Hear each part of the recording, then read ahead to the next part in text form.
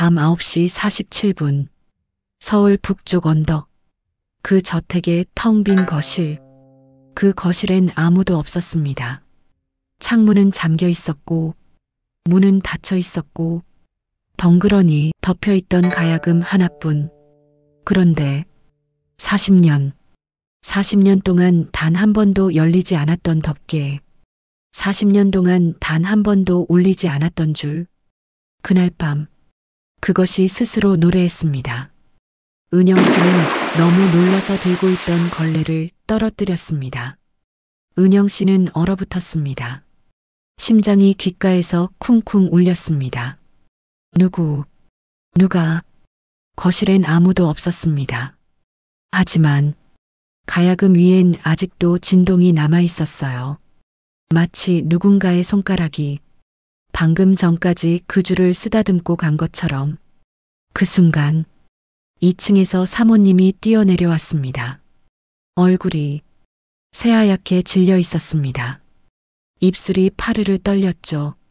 두 눈엔 공포가 가득했습니다. 그 소리 누가 낸 거죠?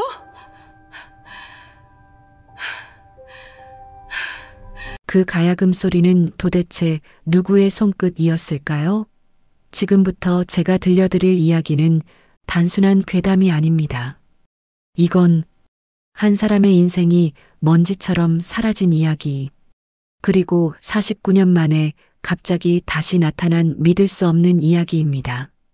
이제 시작합니다. 그 가야금이 울린 밤의 진실을, 그리고 저택의 가사도우미 은영 씨의 이야기를요. 사연 시작 전에 무료로 할 수 있는 구독과 좋아요 부탁드립니다.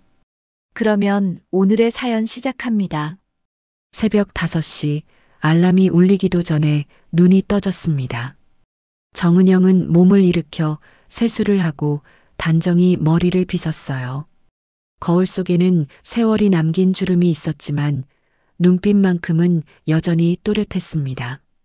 오늘도 하루가 시작되는군요. 혼잣말이 새어나왔습니다. 그녀가 일하는 곳은 서울 북쪽 언덕 위 박도현 회장의 저택이었습니다.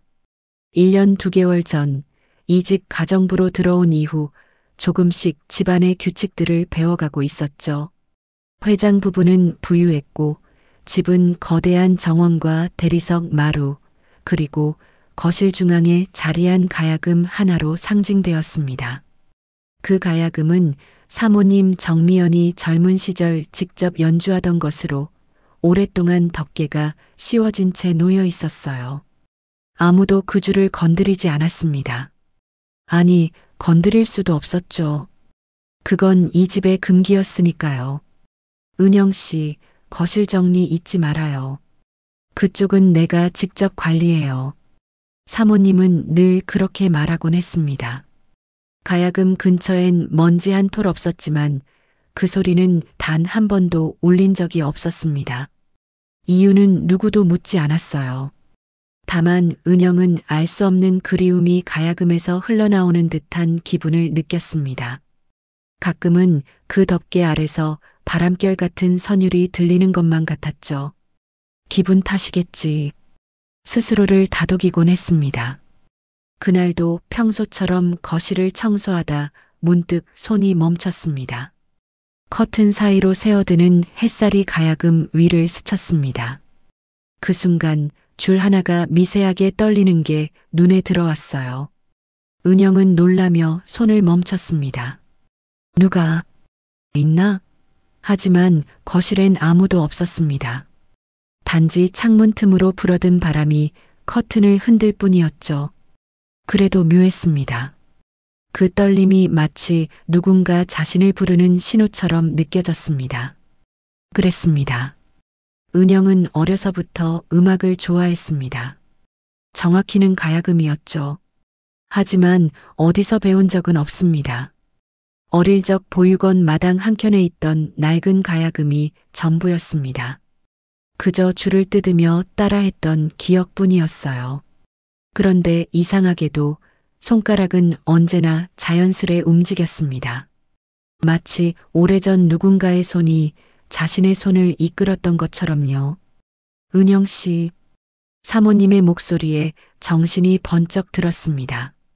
네, 사모님. 오늘은 손님이 오실 거예요. 저녁 전에 정원도 확인하고 거실은 좀 더 신경 써주세요. 네, 알겠습니다.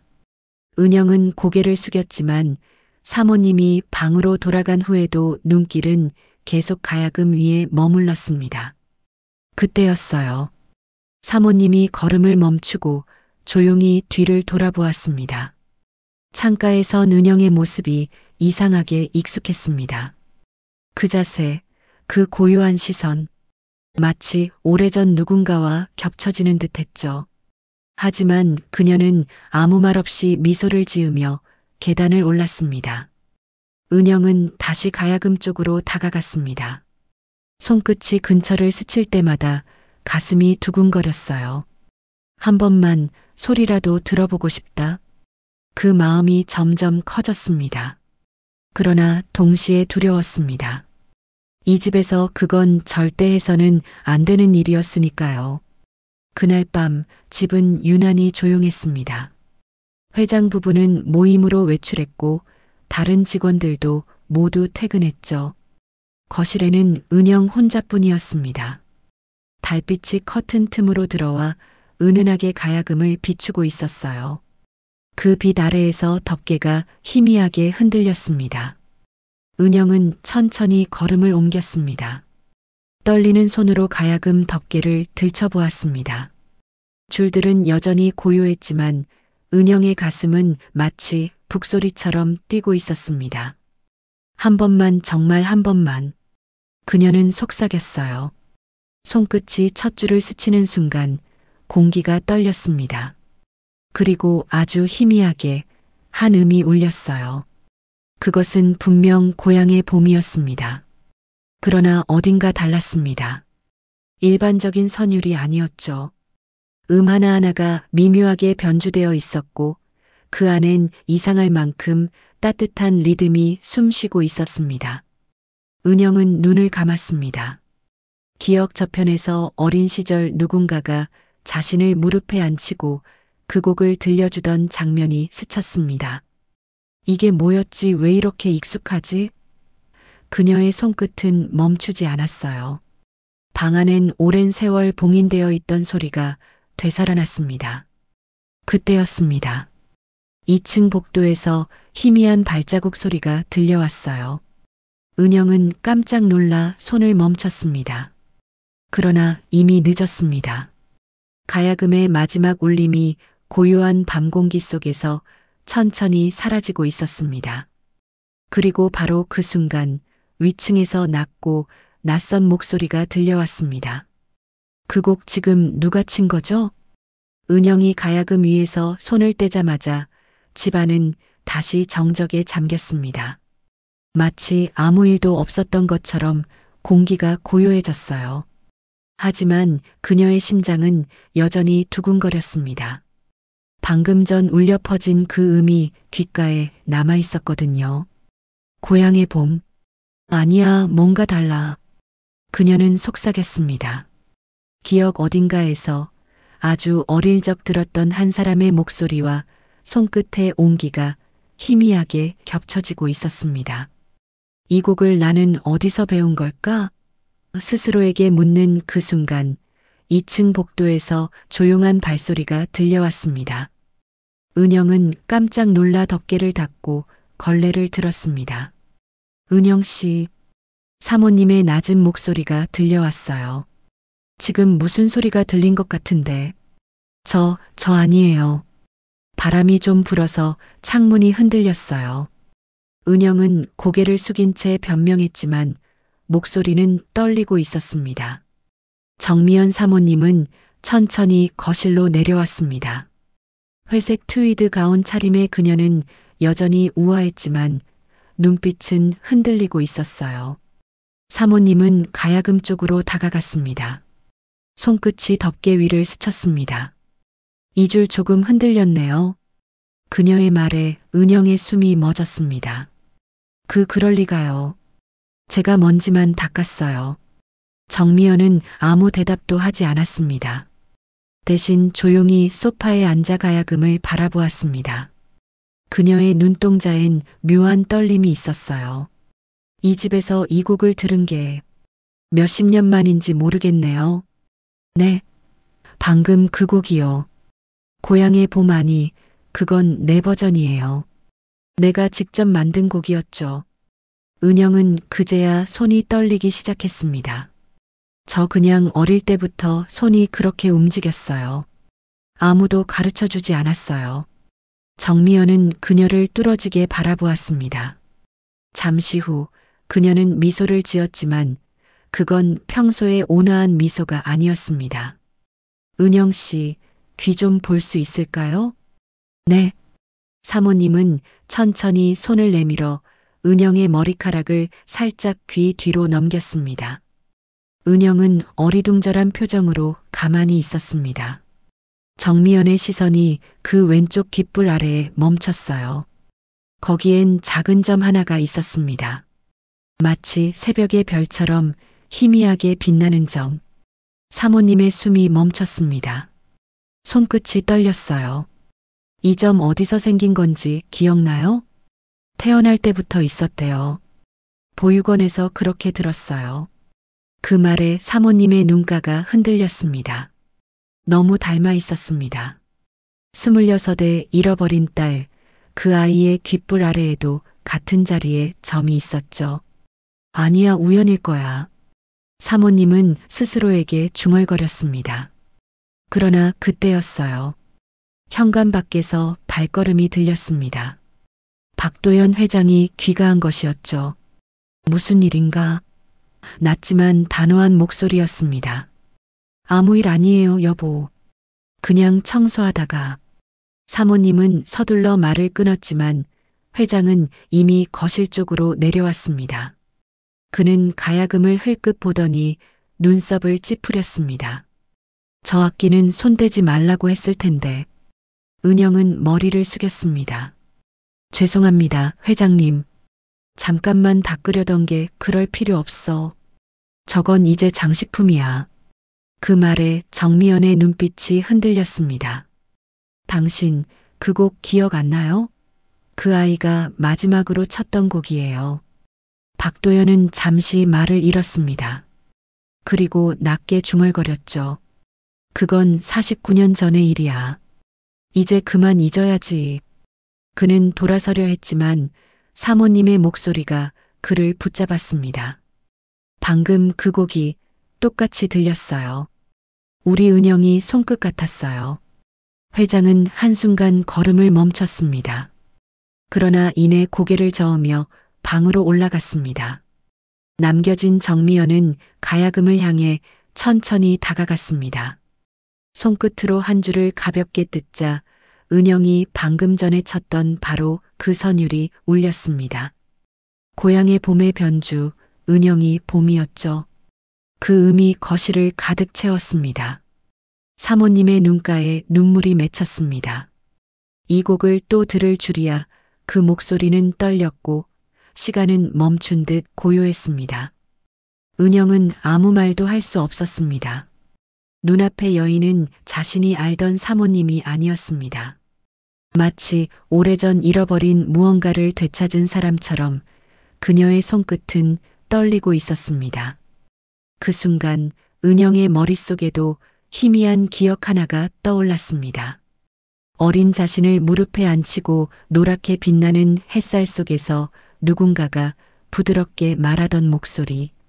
우리 은영이 봄이 오면 엄마랑 이거 꼭 다시 치자. 그 목소리가 지금 사모님의 떨린 목소리와 너무나도 닮아 있었어요. 밤이 깊었습니다. 정미연은 방 안불을 켜지 않은 채 창가에 앉아 있었습니다. 커튼 틈으로 들어온 달빛이 그녀의 얼굴을 희미하게 비추고 있었어요. 거실에서 들렸던 그 선율이 여전히 귀에 맴돌았습니다. 은영이 봄. 그 이름이 입안에서 맴돌았죠. 그 아이가 정말일까? 그녀는 중얼거렸습니다. 그러나 곧 고개를 저었어요. 말도 안 된다고, 이건 단지 착각일 거라고 자신을 다독였지만 마음은 진정되지 않았습니다. 침대 옆 서랍을 열자 낡은 일기장이 하나 들어 있었습니다. 표지는 닳았고 모서리는 해졌습니다. 그 안에는 49년 전 사라진 딸의 이야기가 고스란히 적혀 있었습니다. 그때였습니다. 일기장 속에서 오래된 사진 한 장이 떨어졌습니다. 6살의 은영이 활짝 웃고 있는 사진이었죠. 해맑은 얼굴, 작은 점, 그리고 손에 들린 가야금 장난감. 이 사진 마지막이었지. 정미연은 손끝으로 사진을 쓰다듬었습니다. 그날의 기억이 파도처럼 밀려왔습니다. 그랬습니다. 49년 전 봄, 하늘은 맑았고 벚꽃이 만발했어요. 회장 부부는 그날 처음으로 백화점 개장식에 참석했습니다. 인파가 많았고 어린 은영은 늘 그랬듯 엄마 손을 꼭 잡고 있었죠. 하지만 순간의 방심이 화를 불렀습니다. 은영아, 엄마 손 잡고 있어야지. 미연이 고개를 돌린 사이 아이의 손이 빠져나갔습니다. 그리고 다시는 그 작은 손을 찾지 못했죠. 그때부터였어요. 정미연은 혼잣말로 회상했습니다. 경찰서, 방송, 전단지. 모든 방법을 동원했지만 아이의 흔적은 사라졌습니다. 박도연 회장도 몇 년 동안 해외 인맥을 통해 수소문했지만 끝내 허사였습니다. 그 슬픔 속에서 미연은 가야금만 붙잡았어요.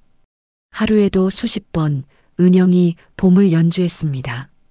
그 곡은 아이를 위한 기도였고 자신을 버티게 하는 유일한 희망이었죠. 그러나 세월이 지나면서 손끝의 힘도 음의 떨림도 사라져갔습니다. 결국 그녀는 가야금을 덮고 마음속 문을 닫았어요. 정미연은 천천히 창가에서 일어났습니다. 책상 위엔 오래된 서류 봉투가 하나 있었습니다. 유전자 검사 의뢰 1978년. 그건 과거에도 수없이 시도했던 흔적이었죠. 결과는 항상 같았습니다. 불일치. 그 두 글자가 그녀의 심장을 찢어 놓았어요. 그런데 오늘 그 아이가 미연은 창밖으로 시선을 돌렸습니다. 정원 나무 사이로 보이는 달빛이 유난히 밝았습니다. 마치 누군가 자신을 지켜보고 있는 듯한 착각이 들었죠. 그 순간 방문이 살짝 열렸습니다. 여보, 아직 안 자?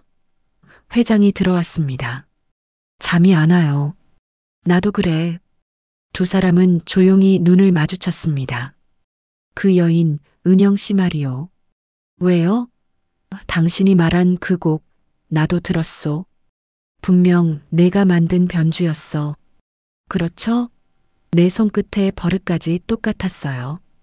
정미연의 목소리는 떨렸습니다. 박도연은 잠시 침묵했습니다. 하지만 너무 오래됐잖소. 우연일 수도 있지 않겠나? 여보, 우연이라 하기엔 그 점이라니. 은영이 왼쪽 귀, 귓불 바로 아래에 있었잖아요. 별처럼 작고 반짝이던 그 점. 박도연은 말을 잃었습니다. 너무 구체적인 기억이었죠. 그는 낮은 목소리로 중얼거렸습니다. 그럴 리가. 그때였습니다.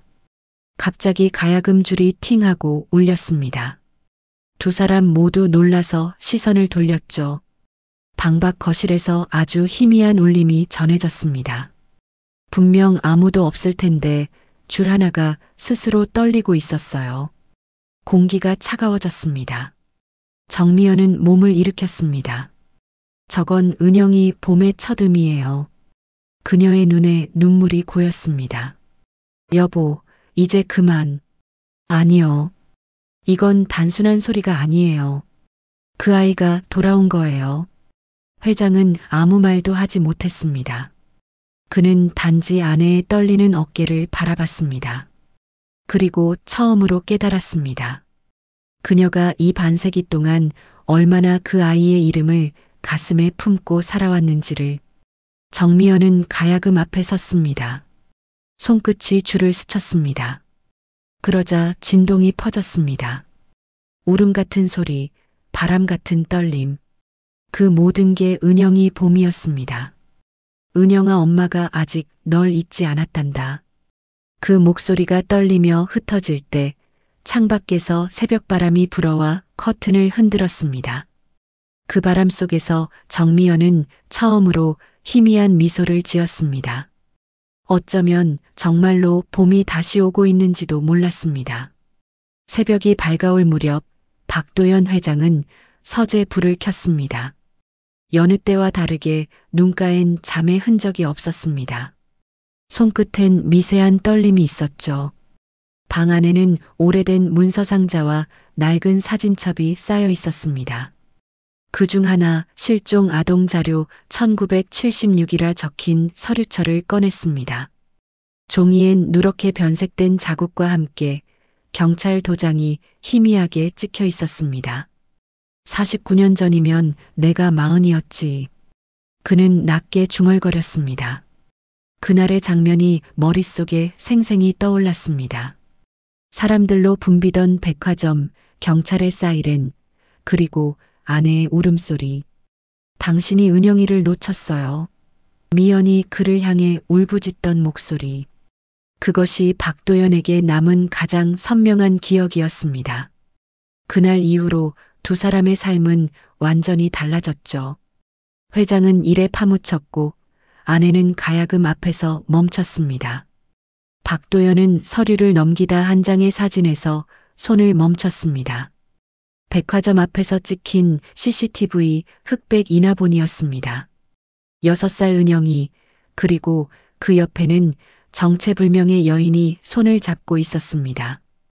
흐릿했지만 분명 어른의 손이 아이를 이끌고 있었어요. 이건, 그 순간 오래 묵은 의문이 다시 떠올랐습니다. 실종 당시 목격자 한 명이 말했죠. 아이를 데려간 건 젊은 여성이었어요. 엄마처럼 보였어요. 하지만 경찰은 신빙성이 없다며 넘어갔습니다. 박도연은 서랍 깊숙이 숨겨둔 봉투 하나를 꺼냈습니다. 비공식 보고서. 그건 그가 직접 사설 탐정을 고용해 받았던 결과였죠. 보고서에는 짧은 문장이 적혀 있었습니다. 아이의 신원을 모르는 여인이 1976년 9월경 서울 마포구 한빛 보육원에 아동 한 명을 맡김. 그 아래엔 이름 정은영 가명 추정이라고 적혀 있었습니다. 박도연의 손이 굳었습니다. 정은영? 그는 그 이름을 소리내어 읽었습니다. 그리고 자리에서 일어나 창문을 향했습니다. 설마 40년 전 그 기록 속 아이가 지금 내 집에 있는 건가? 회장의 목소리는 떨렸습니다. 그는 곧장 금고를 열어 낡은 메모리 테이프 하나를 꺼냈습니다. 당시 백화점 CCTV 원본이었죠. 먼지를 털고 서재 구석에 오래된 프로젝터를 켰습니다. 흐릿한 화면 속 어린 은영이 회색 코트를 입고 있었습니다. 곧 한 여인이 다가와 아이의 손을 잡습니다. 하지만 여인의 얼굴은 카메라 밖으로 잘려 있었습니다. 화면은 흔들리다 멈췄습니다. 그리고 마지막 프레임, 여인이 고개를 돌리는 순간 그 뺨에 있는 흉터가 선명히 보였습니다. 저 흉터 박도연의 눈이 커졌습니다. 40년 전 경찰이 단서로 언급했던 볼렵 화상 자국. 그는 급히 책상을 뒤져 당시 담당 수사관의 명함을 찾았습니다. 형사 한기문. 그 이름 밑엔 오래된 번호가 적혀 있었죠. 이 번호 아직 연결될까? 그는 떨리는 손으로 전화기를 들었습니다. 신호음이 3번 울린 뒤 낮은 목소리가 들려왔습니다. 여보세요, 한기문입니다. 기문 형사, 나 박도연이요. 회장님? 아직도 그 사건을 잊지 못하셨군요. 그 아이의 이름이 정은영입니까? 전화기 너머에서 잠시 침묵이 흘렀습니다. 그리고 피곤한 숨소리와 함께 답이 돌아왔습니다. 그 이름 어디서 들으셨습니까? 지금 내 집에 있는 가정부 이름이요. 긴 정적이 흘렀습니다. 그리고 형사의 목소리가 낮게 떨어졌습니다. 회장님, 그 이름 그때 기록엔 분명히 정은영이었지만 신원 확인은 불가능했습니다. 그 여인은 이미 사망했으니까요. 사망? 네. 1977년 교통사고로. 그런데 이상한 점이 하나 있었습니다. 뭡니까? 그 여자가 남긴 보육원 기부 서류에 보호자 이름이 회장님 아내와 같은 정미연으로 되어 있었어요. 그런데 더 이상한 게 있었습니다. 뭡니까? 그 여인이 사고 나기 전인 1976년 여름 회장님 댁으로 연락을 시도한 기록이 있었습니다. 연락을? 예. 친척이라고 주장하며 도움을 요청했다고 하더군요. 하지만 당시 회장님 댁에서는 사기꾼으로 의심해 거절하셨습니다. 박도연의 얼굴이 굳었습니다. 그럼 진짜 우리 아이를 데려간 사람이 도움을 청했는데. 예. 그리고 얼마 후 박도연의 머릿속이 하얗게 변했습니다. 서류를 떨어뜨렸습니다. 믿을 수 없는 이름이었습니다. 그게 무슨 소립니까? 내 아내 이름이라고? 예, 사모님 본인일 리는 없었지만 누군가가 그 이름을 사용했죠. 누가 왜 그랬는지는 지금도 미스터리입니다. 전화가 끊긴 뒤 방 안은 다시 정적에 잠겼습니다. 박도연은 천천히 의자에 앉았습니다. 손끝이 떨렸습니다. 누군가가 내 아내의 이름으로 우리 아이를 맡겼다고? 그는 눈을 감았습니다. 머릿속에 지난날의 기억이 떠올랐습니다. 아내가 가끔 새벽에 울면서 했던 말. 그날 그 여자를 봤어요. 근데 내 얼굴 같았어요. 박도연은 숨을 몰아쉬었습니다. 그게 무슨 뜻이었지? 그때 문 밖에서 아주 희미한 가야금 소리가 들렸습니다. 팅 한 줄의 진동. 그건 분명 은영이 봄의 첫 음이었습니다. 다음 날 아침 박도연 회장은 평소보다 훨씬 이른 시간에 집을 나섰습니다. 비서는 이유를 묻지 않았습니다. 회장의 얼굴에 흐른 표정이 그 어떤 말보다 명확했기 때문이었죠. 차 안에서 내내 그는 손에 쥔 오래된 봉투를 바라봤습니다. 그 안엔 사라진 아이의 사진과 한빛 보육원 주소가 적혀 있었습니다. 운전기사는 목적지를 확인하고 묻지 않았습니다. 대기업의 회장이지만 오늘만큼은 그 어떤 권위도 남지 않았습니다. 그는 단지 한 사람의 아버지였습니다. 서울 변두리의 오래된 골목 끝 허물어진 담벼락 사이에 낡은 간판 하나가 걸려 있었습니다. 한빛 보육원. 지금은 문을 닫은 지 오래였고 대신 지역복지센터가 그 자리를 쓰고 있었습니다. 박도연은 천천히 문을 밀고 들어갔습니다. 햇살이 먼지를 비추며 흩어졌습니다. 그 냄새 속에는 오래된 세월이 녹아 있었어요. 안쪽에 있던 중년의 관리인이 놀란 눈으로 그를 바라봤습니다. 혹시 이곳이 예전에 한빛 보육원이었습니까? 예, 맞아요. 80년대 초까진 운영됐어요. 지금은 서류만 남아있죠. 그때 아이들 기록을 볼 수 있을까요? 1978년쯤 맡겨진 아이입니다. 관리인은 잠시 그를 바라보다가 고개를 끄덕였습니다. 그 시절 기록이라면 지하 보관실에 있을 겁니다. 다만 오래돼서 일부는 훼손됐어요. 조심해서 보셔야 합니다. 박도연은 그녀의 안내를 따라 지하로 내려갔습니다. 낡은 전등 아래 철제 서류함들이 줄지어 서 있었습니다. 그는 맨 아래 서랍을 열었습니다. 1976년 9월 입소 아동 명단. 손끝이 떨렸습니다. 서류를 넘기다 한 장에서 손이 멈췄습니다. 아동명 정은영 추정. 생년월일 1970년 3월. 보호자 정미연 서명 불분명. 입소 사유 보호자 사정. 위탁 보호. 특이사항 아동 발화적음 정서적 위축 의심. 그는 숨을 들이켰습니다. 정미연 아내의 이름이었습니다. 펜글씨가 흐릿했지만 분명 그 이름이 적혀 있었습니다. 박도연은 서류를 손에 쥐고 관리인을 불렀습니다. 이 기록의 원본, 혹시 누가 작성했는지 알 수 있을까요? 그때 원장이 직접 쓴 걸 겁니다. 지금은 돌아가셨어요. 다만 후임 원장님이 그 시절 보조로 계셨죠. 지금은 요양원에 계십니다. 주소를 알 수 있겠습니까? 관리인은 낡은 수첩을 뒤적이다 한 장의 메모를 건넸습니다. 여기요. 송정요양원. 연락드리면 기억하실 수도 있을 겁니다. 박도연은 곧장 차로 향했습니다. 차 안에서 그는 서류를 반복해 읽었습니다. 보호자 사망 추정. 그 문장은 이상했습니다. 그 여인은 사망한 것으로 처리됐지만 보호자 이름은 살아있는 아내의 이름이었죠. 그렇다면 누가 내 아내 이름을 쓴 거야? 그의 목소리가 낮게 떨렸습니다. 2시간 후 그는 송정요양원에 도착했습니다. 직원에게 사정을 설명하자 구석의 작은 방으로 안내했습니다. 흰 머리를 단정히 묶은 노부인이 창가에 앉아 있었습니다. 혹시 예전에 한빛 보육원에서 일하셨던 박 원장님 기억하시죠? 노부인은 천천히 고개를 끄덕였습니다. 그 시절 일이 아직도 잊히질 않아요. 왜요? 아이를 찾으시나요? 네. 제 딸이었을지도 모르는 아이입니다. 이름은 정은영. 노부인의 눈빛이 흔들렸습니다. 은영이 기억나요.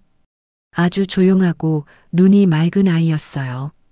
가야금 소리에 귀 기울이던 게 아직도 생각나요. 가야금요? 예. 그 애는 어린 나이였는데도 노래를 흥얼거릴 땐 꼭줄을 튕기듯 리듬을 탔어요. 그게 이상하게도 마음에 남았죠. 다른 애들보다 품이 달랐어요. 박도연의 숨이 가빠졌습니다. 그 아이를 맡긴 사람 기억하십니까? 노부인은 잠시 눈을 감았다가 입을 열었습니다. 얼굴은 희미하지만 참 단정했어요. 젊은 여자였는데 그날 울면서 이렇게 말했죠. 이름은 은영이에요. 잠시만 부탁드려요. 그리고 봉투 하나를 두고 갔어요. 그 안에 돈과 편지 한 장이 있었는데 그 편지 혹시 아직 남아 있나요? 아마 서류함에 있을지도 모르겠네요. 그런데 신기하네요. 그 편지 마지막에 그 여인이 이름을 썼는데 정미연이었어요. 그때는 그게 진짜 이름인 줄 알았죠. 박도연은 말을 잃었습니다. 아내의 이름 그리고 잃어버린 딸, 같은 연도, 같은 나이. 모든 것이 한 줄로 이어지기 시작했습니다. 그 편지 꼭 찾아야겠어요. 그는 손을 꽉 쥐었습니다. 요양원을 나서며 박도연의 눈가엔 땀과 눈물이 섞여 있었습니다. 차에 오르자마자 그는 미연에게 전화를 걸려다 멈췄습니다. 아니, 지금은 안 돼. 그는 창밖을 바라봤습니다. 멀리 산등성이 위에서 해가 넘어가고 있었습니다. 석양빛이 차창을 붉게 물들였습니다. 그때 전화벨이 울렸습니다. 발신자 정미연. 그는 잠시 망설였지만 결국 전화를 받았습니다. 여보, 은영 씨가 지금 가야금.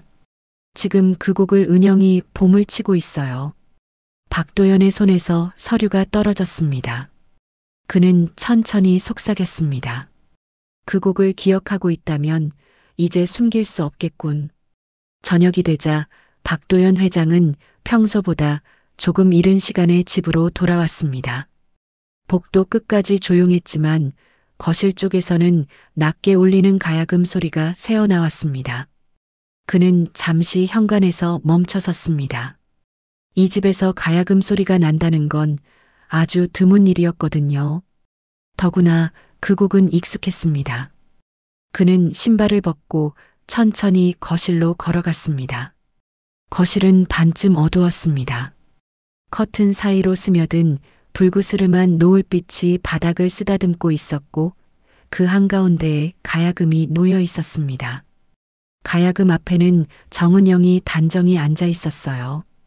허리를 곧게 세우고 손끝으로 줄을 아주 조심스럽게 뜯고 있었습니다. 그 옆 소파에는 정미연 사모님이 조용히 앉아 숨을 죽인 채 그 연주를 듣고 있었죠. 사모님의 입술이 곡의 흐름을 아주 작게 따라가고 있는 걸 보고 박도연은 알아챘습니다. 이 곡이 사모님이 평생 잊지 못한 그 곡이라는 걸요. 은영 씨, 그 곡을 어떻게 사모님의 목소리가 아주 낮게 흘러나왔습니다. 감탄이라기보다 놀람에 가까운 숨이었습니다. 정은영은 연주를 멈추지 않았습니다. 대신 고개만 살짝 돌려 대답했어요. 몰라요. 이 줄을 이렇게 튕기면 소리가 나올 것 같았어요. 그냥 이렇게 하면 마음이 편해져서. 그 말투는 어딘가 어린아이 같았습니다. 몸은 55세였지만 그 순간만큼은 6살 무렵의 기억이 손끝으로 되살아난 사람처럼 보였죠. 정미연은 손을 가슴에 모으고 한참을 바라보다가 조용히 말했습니다. 그건 내가 만든 버전이에요. 세상에 없는 버전이었어요.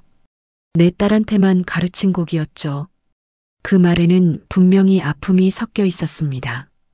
내 딸한테만이라는 말은 곧 다른 누구도 칠 수 없다는 뜻이었으니까요. 그때였습니다.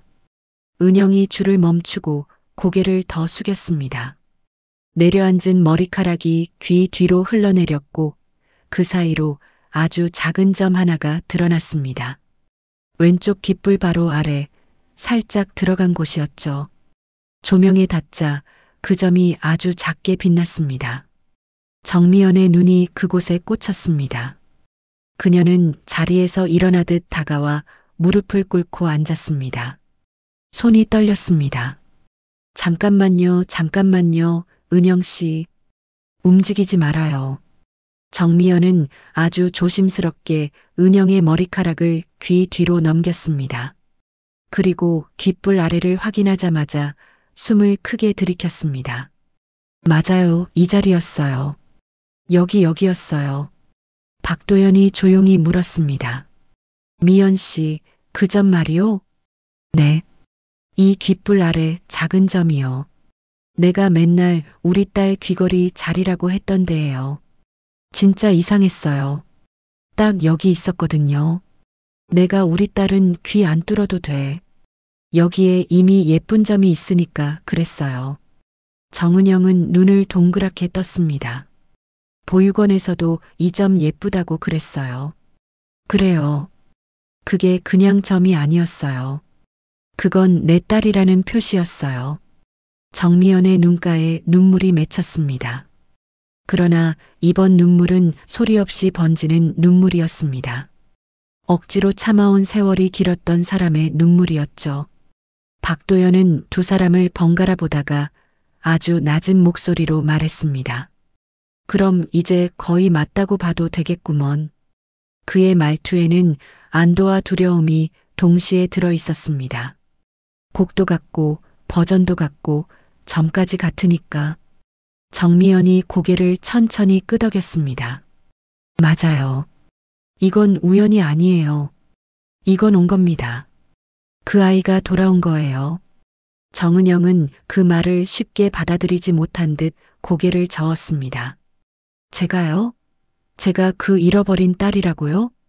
은영 씨, 그때 잃어버린 우리 아이가 6살이었어요. 당신이 보육원 들어간 나이도 6살이었고요. 그리고 그 보육원 이름도 같았어요. 내가 직접 확인했어요. 그 집에서 가야금이 있었을 리가 없는데도 지금 이렇게 치고 있고 무엇보다 정미연은 손을 뻗어 은영의 귀를 다시 쓸어내렸습니다. 이 점은요. 내가 만들 수 있는 게 아니에요. 하나님이 주신 거예요. 그리고 그걸 내가 사랑해 준 거고요. 정은영의 눈에 눈물이 고였습니다. 그러나 그녀는 울음을 터뜨리지 않고 혼잣말하듯 중얼거렸습니다. 이게 진짜라면 나는 왜 이렇게 늦게 온 거지? 박도연이 그 말을 들었습니다. 늦게 온 게 아니오. 올 시간이 돼서 온 거요. 우리는 49년 동안 기다렸으니까. 그는 두 사람 곁으로 와서 천천히 어깨를 감쌌습니다. 목소리는 여전히 회장이었지만 말의 내용만큼은 아버지였습니다. 됐소. 이제는 우리가 증명하면 돼요. 말로만 하지 말고 제대로 확인해 봅시다. 그래야 은영 씨도 흔들리지 않지. DNA 하실 거예요? 그래야지. 그래야 당신도 믿고 나도 믿고 이 집 사람들도 믿지. 거실에 잠시 고요가 내려앉았습니다. 그러나 그 고요는 어색함이 아니라 안도에 가까웠습니다. 귀에 맴도는 건 여전히 아까 그 가야금 선율이었습니다. 정미연이 미소를 지으며 말했습니다. 은영 씨, 오늘 곡 한 번만 더 쳐줄래요? 지금이요? 네. 이번에는 우리 둘이 같이 해요. 내가 위에서 소리 넣을게요. 옛날에 그 아이랑 하던 대로. 네. 그날 밤 그 집에서는 아주 오래전에 끊어졌던 소리가 다시 이어졌습니다. 가야금 줄 소리 위로 엄마의 허밍이 얹히고 그 위로 기다리던 남편의 숨소리가 얹혔습니다. 49년 만에 이 집은 다시 가족이 있는 집의 소리를 되찾았습니다. 밤은 유난히 길었습니다. 정은영은 방 안 의자에 앉아 창밖을 바라보고 있었어요. 하얀 커튼 사이로 스며든 달빛이 그녀의 얼굴을 비추었습니다. 그날 이후 사모님은 하루도 빠짐없이 그녀를 살피고 있었죠. 식사 자리에서도 정원을 돌 때도 심지어 말 한마디에도 묘한 떨림이 느껴졌습니다. 은영 씨, 피곤하지 않아요? 아니요, 괜찮습니다. 오늘은 마음이 좀 복잡해서요. 그 대답에 사모님은 잠시 눈을 피했습니다. 그녀의 마음속에도 같은 복잡함이 흐르고 있었죠. 다음 날 아침 회장님은 평소보다 일찍 나섰습니다. 비서에게는 단 한마디만 남겼습니다. 오늘 일정은 모두 미룹시다. 그리고 곧장 병원으로 향했어요. 서류 봉투 안에는 가느다란 머리카락 몇 가닥과 종이컵 하나가 들어 있었습니다. 이걸로 부탁드립니다. 병원 관계자는 고개를 숙이며 조용히 답했습니다. 결과는 일주일 후에 나옵니다. 그 말을 들은 회장은 천천히 눈을 감았습니다. 일주일이라. 그 한마디에 쌓인 세월이 고스란히 묻어 있었죠. 그 주 동안 저택의 공기는 이상할 만큼 조용했습니다. 정은영은 여전히 평소처럼 일했지만 집안의 모든 시선이 자신에게 쏠려 있다는 걸 느꼈습니다. 식탁 위의 수저 소리조차 크게 울렸고 문을 닫는 소리에도 심장이 덜컥 내려앉았어요. 왜 다들 나만 쳐다보는 걸까? 그녀는 속으로 중얼거렸습니다. 하지만 사모님의 눈빛은 의심이 아니라 무언가를 참는 듯한 애틋함이었죠. 은영 씨, 오늘은 피아노 대신 가야금 닦아줘요. 네, 사모님. 그녀는 조심스레 천을 들어줄을 닦았습니다. 손끝에 닿는 나무의 감촉이 따뜻했어요. 어쩐지 그 악기도 자신을 위로하는 것처럼 느껴졌습니다. 며칠째 잠을 이루지 못한 사람은 회장이었습니다. 그는 서재 창가에 앉아 낡은 사진을 꺼내 들었죠. 사진 속엔 6살의 딸이 웃고 있었습니다. 귓불 아래 조그마한 점이 선명하게 찍혀 있었어요. 그때도 저렇게 웃었지. 그는 혼잣말처럼 중얼거렸습니다. 세상에, 내가 정말 돌아온 거라면. 목소리가 점점 떨렸습니다. 그리고 마지막엔 조용히 한숨이 흘렀습니다. 미안하다, 아버지가 너무 늦었구나. 그날 밤 사모님은 침실에서 남편에게 물었습니다. 당신 혹시 결과가 두렵지 않아요? 두려워요. 회장은 짧게 대답했습니다. 만약 사실이라면 지난 40년이 죄로 느껴질 테니까요. 사모님은 고개를 끄덕였어요. 그래도 확인은 해야죠. 확인해야 비로소 용서할 수 있을 테니까요. 두 사람은 그렇게 밤새 말없이 앉아 있었습니다. 창밖엔 이른 봄비가 내리고 있었죠. 떨어지는 빗방울마다 세월의 조각들이 녹아내리는 듯 했습니다. 그 무렵 정은영은 자신의 방에서 일기를 썼습니다. 요즘 이상하게 마음이 편하지 않다. 하지만 이상하게 외롭지도 않다. 이 집에 있으면 오래전 잊었던 기억이 떠오른다. 누군가 내 이름을 불러주던 목소리처럼 따뜻하다. 그녀는 펜을 놓고 눈을 감았습니다. 그 순간 귓불 아래를 스치는 바람이 마치 누군가 다정히 손끝으로 만지는 듯 했죠. 은영아. 누군가 속삭이는 것 같았습니다. 일주일이라는 시간은 참 길었습니다. 박도연 회장은 밤마다 거실을 거닐었습니다. 신문을 펴도 글자가 눈에 들어오지 않았고 커피 향조차 느껴지지 않았습니다. 머릿속은 오직 한 생각뿐이었죠. 이제 결과가 나오면 그 아이의 삶이 달라지겠구나. 정미연 여사도 잠을 이루지 못했습니다. 은영이 식탁을 닦는 모습, 가야금 줄을 다듬는 손끝, 웃을 때의 고운 미소 하나까지 그 모든 게 오래전 기억과 겹쳐 보였습니다. 그녀는 밤마다 혼잣말로 기도했습니다. 정말 맞는다면 제발 그 아이를 다치지 않게 해주세요. 그리고 그날 아침 병원에서 전화가 걸려왔습니다. 박 회장님, 검사 결과가 나왔습니다. 직접 오셔서 확인하시죠. 그 한 문장이 두 사람의 심장을 동시에 울렸습니다. 정미연은 숨을 고르며 물었습니다. 오늘 가실 거죠? 박도연은 조용히 대답했습니다. 그래요. 이제 미룰 수 없어요. 병원으로 향하는 차 안은 숨막히게 고요했습니다. 박도연은 운전대를 꼭 쥐고 있었습니다. 결과보다 무서운 게 있어. 무엇이요?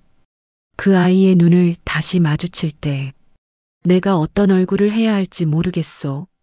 정미연은 천천히 고개를 끄덕였습니다. 그냥 불러주세요. 이름 석자만 부르면 그걸로 충분해요. 병원 복도는 차가운 공기로 가득했습니다. 두 사람은 아무 말 없이 걸었고 의사는 작은 봉투 하나를 내밀었습니다. 박 회장님, 결과가 나왔습니다. 봉투를 받는 순간 박도연의 손끝이 떨렸습니다. 그는 깊게 숨을 들이쉬고 천천히 봉투를 열었습니다. 종이 위에 찍힌 검은 활자가 눈에 들어왔습니다. 정은영 씨의 DNA가 55년 전 실종된 박도현 정미연 부부의 친자와 일치합니다. 순간 숨이 멎은 듯 했습니다. 박도연은 문서를 바라보다가 눈을 감았습니다. 이제 끝났군요. 그의 목소리는 낮고 떨렸습니다. 정미연은 그 말을 듣자마자 의자에 주저앉았습니다. 손끝이 떨리고 눈물이 떨어졌습니다. 정은영 씨가 우리 아이였네요. 박도연은 봉투를 조심스레 접으며 말했습니다. 그동안 곁에 있었는데 우린 그걸 알아보지 못했어요. 의사는 조용히 고개를 숙였습니다. 축하드립니다. 이런 일은 드뭅니다. 그러나 그 축하의 말이 두 사람의 귓가에 닿지도 않았습니다. 정미연은 손으로 얼굴을 감쌌습니다. 고마워요. 그래도 아직 기회를 주셨네요. 박도연은 짧게 대답했습니다. 그래요. 하지만 천천히 알려야겠소. 오늘 밤 조용히 말해요. 괜히 사람 많은 데서 울게 하지 말아요. 병원을 나서며 두 사람은 아무 말도 하지 않았습니다. 창밖에는 따뜻한 봄 햇살이 내리고 있었습니다. 차 안에서 박도연이 낮게 속삭였습니다. 49년 만에 봄이 다시 오네요. 정미연이 그의 손을 잡았습니다. 그래요. 이제야 진짜 은영이의 봄이네요. 그날 저녁 저택은 이상하리만큼 조용했습니다. 정은영은 평소처럼 식탁을 정리하고 부엌을 마무리하고 있었어요. 정미연 여사가 다가와 조심스럽게 말했습니다. 은영 씨, 회장님이 서재로 잠깐 오시래요. 저요? 무슨 일인가요? 별건 아니에요. 그냥 잠시 이야기 좀 나누고 싶으시대요. 은영은 손을 닦고 앞치마를 벗었습니다. 서재 문 앞에 섰을 때 가슴이 이상하게 두근거렸습니다. 문을 여니 박도연 회장이 책상 앞에 앉아 있었고 정미연 여사는 그의 옆에 조용히 서 있었습니다. 은영이 고개를 숙였습니다. 불러주셨다길래 왔습니다. 회장님. 박도연은 한동안 아무 말이 없었습니다. 그의 눈빛은 평소보다 훨씬 부드러웠습니다. 은영 씨, 오늘은 잠깐 제 이야기를 들어줄 수 있겠소? 네, 물론입니다. 그의 손에는 흰 봉투가 들려 있었습니다. 그 안에는 낮에 병원에서 받아온 DNA 결과지가 들어 있었죠. 박도연은 잠시 그 봉투를 바라보다가 천천히 말을 이었습니다. 은영 씨, 혹시 6살 때 기억이 있습니까? 그 질문에 은영의 눈이 커졌습니다. 6살이요? 조금요. 그때는 어머니 손을 잡고 시장에 갔던 기억이 있어요. 그리고 가야금 소리요. 누군가 제 이름을 부르며 은영아, 봄이다라고 했어요. 그 말이 아직도 생생해요. 정미연의 눈가가 붉어졌습니다. 손끝이 떨리며 가슴을 움켜쥐었어요. 그래요, 그 말을 매일 해줬어요. 은영아, 봄이다, 그건 내가 했던 말이에요. 은영은 놀라 고개를 들었습니다. 사모님이요? 박도연은 깊은 숨을 내쉬며 조용히 봉투를 열었습니다. 이건 오늘 우리가 병원에서 받은 겁니다. 그는 한 장의 종이를 꺼내 천천히 읽었습니다.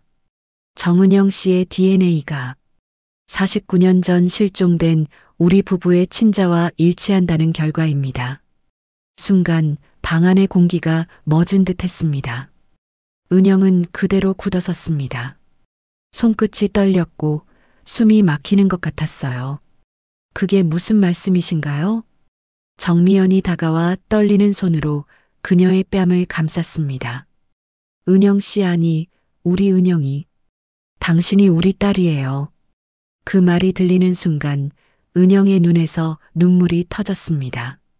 그럴 리가 없어요. 저는 보육원에서 자랐어요. 부모님이 저를 버렸다고 들었어요. 박도연이 고개를 저었습니다. 버린 적 없습니다. 그날 당신을 잃었어요. 백화점에서 단 10분 사이에. 그리고 그날부터 지금까지 단 하루도 잊은 적이 없었소. 은영의 다리가 힘없이 풀렸습니다. 그녀는 의자에 앉으며 울먹였습니다. 기억이 나요. 많이는 아니지만 누군가 제 손을 잡고 있었어요. 손이 따뜻했어요. 그리고 가야금 소리가 들렸죠. 그때 엄마가 은영아, 봄이다라고 했어요. 정미연은 더 이상 말을 잇지 못했습니다. 그녀는 무릎을 꿇고 은영을 끌어안았습니다. 그래요, 우리 은영이. 엄마가 찾았어요. 이제 됐어요. 박도연은 조용히 그 장면을 바라보다가 가까이 다가갔습니다. 이제는 괜찮소. 다 끝났소, 은영아. 그가 처음으로 은영아라고 부르자 그 이름은 마치 오랜 세월을 건너 다시 제자리를 찾는 듯 했습니다. 은영은 두 사람의 품에서 오열했지만 그 울음은 슬픔이 아니라 안도의 눈물이었습니다. 그날 밤 저택은 오랜만에 불이 환하게 켜져 있었습니다. 거실의 가야금 위에는 희미한 달빛이 내려앉았고 그 줄을 타고 따뜻한 바람이 흘렀습니다. 박도연은 창가에 서서 속삭였습니다. 이제야 진짜 봄이 왔군요. 정미연은 그 말에 고개를 끄덕였습니다. 그래요. 이제야 은영이의 봄이에요. 며칠이 흘렀습니다. 집안의 공기는 달라져 있었습니다. 늘 고요하던 저택에는 작은 웃음소리와 따뜻한 향기가 스며들었죠. 박도연 회장은 이른 아침 정원을 거닐다가 피어오르는 매화꽃을 바라보며 미소를 지었습니다. 은영이가 좋아하던 꽃이 매화였지. 그의 낮은 목소리에 정미연 여사가 다가왔습니다. 오늘은 유난히 향이 진하네요. 박도연이 고개를 끄덕였습니다. 그렇소. 이 향이 이제야 다시 느껴지는구려. 거실 안에서는 정은영이 조용히 가야금줄을 고르고 있었습니다.